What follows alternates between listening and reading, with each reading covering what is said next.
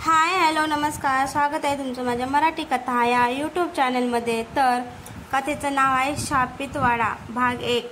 चला तर मग कथेला सुरुवात करूया। मूर्तांचा गुड आवाज। गावाच्या उत्तरेला जिथे घनदाट जंगल सुरू होतं तिथे तो भयानवाडा उभा होता। गेल्या कित्येक वर्षापासून तो निर्जन आणि शापित समजला जात होता। गावातील वृद्ध लोक सांगायचे, जो त्या वाड्यात जातो तो कधीच परत येत नाही। पण ही गोष्ट आहे का की यात काहीतरी भीषण सत्य दडलेले आहे। गूढ सुरुवात। एका गडद अमावस्येच्या रात्री आकाशात काळे ढग दाटून आले होते। विजांचे लखलखते तुकडे अधूनमधून चमकत होते आणि गावभर एक विचित्र शांतता पसरली होती। करण आणि विनोद हे दोन मित्र गावाच्या वेशीवर बसले होते। त्यांचं मन अजूनही त्या शापित वाड्याबद्दलच्या अफवांनी व्यापलेलं होतं। विनोदने धाडसाने विचारले, करण, आपण त्या वाड्यात जाऊन बघायचं का? करण घाबरून म्हणाला, अरे वेड्या, गावातले लोक म्हणतात की तिथे आत्मे आहेत आणि आज अमावस्या आहे। विनोद हसला, ते काय नाही, आपण फक्त बघू आणि लगेच बाहेर येऊ। रात्रीच्या 12 वाजता ते दोघेही वाड्याच्या दिशेने निघाले। वाड्याचा पहिला स्पर्श वाड्याजवळ पोहोचताच अचानक हवेत थंडगार वारा सुटला। आकाशात काळे ढग अधिकच गडद झाले आणि आजूबाजूच्या झाडांच्या फांद्या विचित्र रीतीने हळू लागल्या। इथे काहीतरी चुकीचं आहे, करण कुजबुजला।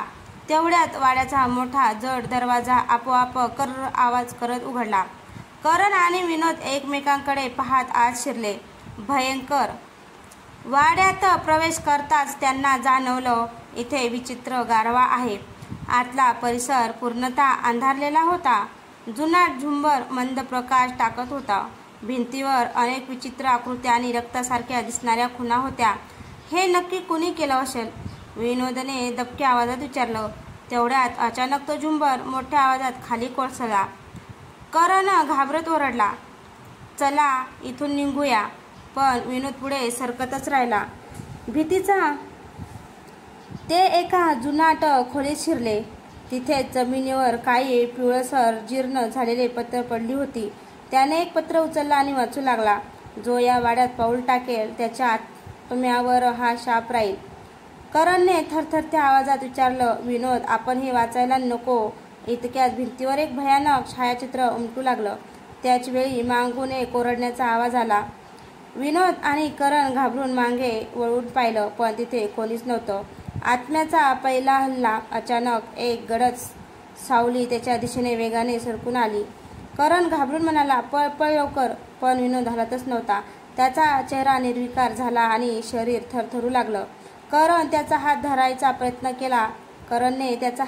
प्रयत्न केला, पण एक अदृश्य शक्तीने विनोदला हवेत उचललं। त्याच्या तोंडातून शब्द निघत नव्हते, डोळे पूर्ण पांढरे पडले होते। करणने जीवाच्या आकांताने जोरात ओरडला, विनोद, विनोद! करणने एकटाच वाड्याबाहेर धावत सुटला। तो गावात परत आला, पण त्याच्या शरीरात एक विचित्र भीती घर करून बसली होती। गावकऱ्यांनी विचारलं, विनोद कुठे आहे? करण काहीच बोलू शकत नव्हता। त्याच्या तोंडून शब्द फुटत नव्हते। तो घरी जाऊन झोपण्याचा प्रयत्न करू लागला, पण त्या रात्री त्याच्या कानात कुजबुज ऐकू लागली, मी अजून जिवंत आहे, मला वाचव। करणने घाबरून डोळे उघडले आणि पाहिलं, विनोद त्यांच्यासमोर उभा होता, पण तो जिवंत नव्हता। तर मित्रांनो, तुम्हाला ही कथा कशी वाटली? कथा आवडल्यास लाईक, कमेंट, शेअर करायला विसरू नका। तसंच चॅनलवर कोणी नवीन असेल तर चॅनलला सबस्क्राईब करा। धन्यवाद। भेटूया पुढच्या भागात।